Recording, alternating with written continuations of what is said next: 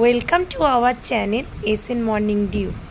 আমার প্রিয় ছোট্ট বন্ধুরা, অনেক দিন পর আবার হাজির হলাম তোমাদের কাছে গল্পের আসর নিয়ে। আজকে আমি যে গল্পটা শোনাবো সেটা তোমাদের মতনই এক ছোট্ট খুদে নিজেই লিখেছে।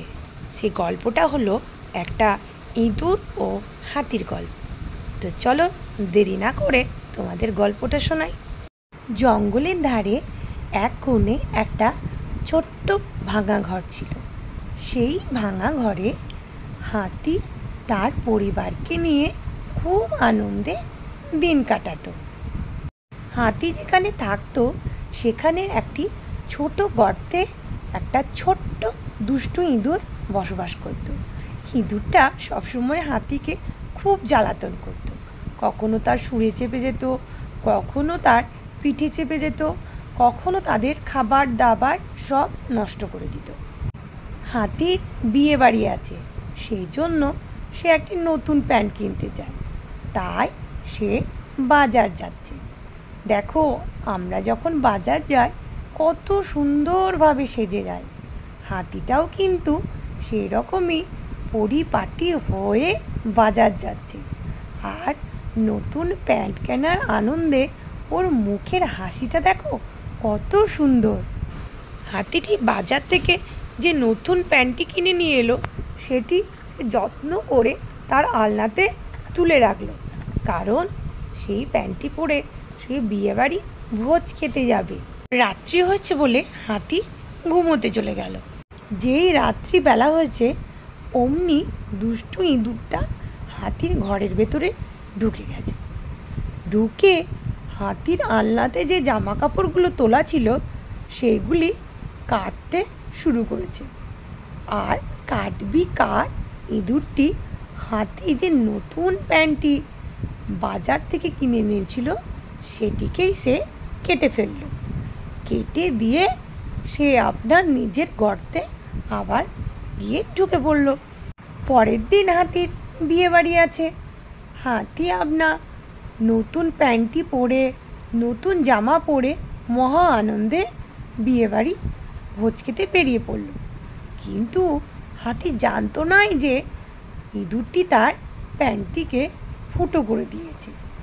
হাতি সেই প্যান্টটি পরেই বিয়েবাড়ি চলে গেছে। ভোজবাড়িতে গিয়ে দেখে কিছু ছেলে মেয়ে তাকে দেখে হাসাহাসি করছে, কিন্তু হাতি বুঝতেই পারে না কেন সবাই দেখে তাকে হাসছে। সে তো নতুন জামা কাপড় জুতো পরে এসেছে, তাহলে কি তাকে দেখে বাজে লাগছে? তারপরে হঠাৎ ছেলেরা চিৎকার করে বলে উঠল, ওই দেখ রে, হাতি যে প্যান্টটি পরেছে সেই প্যান্টটি ফুটো। এই বলে তারা খুব হাসাহাসি করতে লাগলো।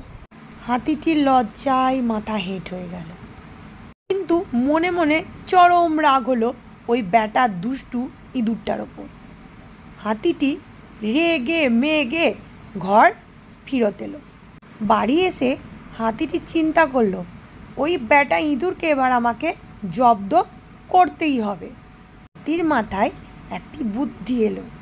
সে কী করলো, তার আনলায় তোলা যত জামা কাপড় ছিল সেইগুলিতে সে সুন্দর করে আঠা লাগিয়ে রেখে দিল।